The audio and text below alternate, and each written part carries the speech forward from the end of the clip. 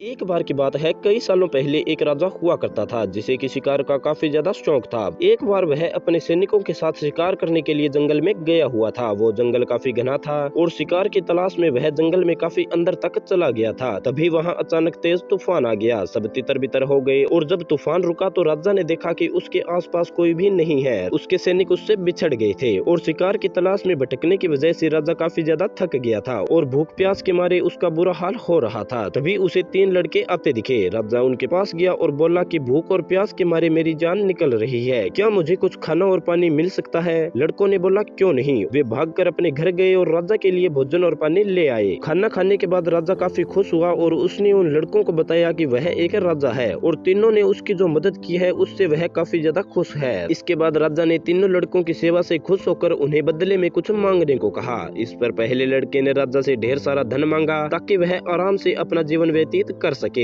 इसके बाद दूसरे लड़के ने भी घोड़े और बंगले की मांग की, लेकिन तीसरे लड़के ने राजा से धन दौलत की जगह ज्ञान मांगा। उसने बोला राजा मैं पढ़ना चाहता हूँ। इस पर राजा राजी हो गया और उसने पहले लड़के को वादे अनुसार बहुत सारा धन दिया और दूसरे लड़के को बंगला और घोड़ा दे दिया और तीसरे लड़के के पढ़ने की व्यवस्था कर दी। काफी दिन बीतने के बाद एक दिन अचानक राजा को जंगल वाली घटना याद आई तो उसने उन तीनों लड़कों से मिलना चाहा और उसने तीनों लड़कों को खाने पर आमंत्रित किया। तीनों लड़के एक साथ आए और खाना खाने के बाद राजा ने तीनों से उनका हाल पूछा। इस पर पहला लड़का दुखी होकर बोला इतना धन पाने के बाद भी आज मैं गरीब हूँ। राजा जी आपने जितना धन दिया था वो अब खत्म हो चुका है और मेरे पास कुछ भी नहीं है। राजा ने दूसरे लड़के की तरफ देखा तो उसने कहा आपके द्वारा दिया गया घोड़ा चोरी हो गया और बंगला बेचकर जो पैसा आया वो भी अब लगभग खर्च हो चुका है और बचा हुआ भी जल्द ही खत्म हो जाएगा। हम तो फिर वहीं आ गए जहाँ से चले थे। अब राजा ने तीसरे लड़के की ओर देखा तो तीसरे लड़के ने बताया राजा मैंने आपसे ज्ञान मांगा था जो कि रोजाना बढ़ रहा है और इसी का नतीजा है कि आज मैं आपके दरबार में एक मंत्री हूँ और आज मुझे किसी भी चीज की जरूरत नहीं है। और ये सुनकर दोनों युवकों को काफी ज्यादा अफसोस हुआ।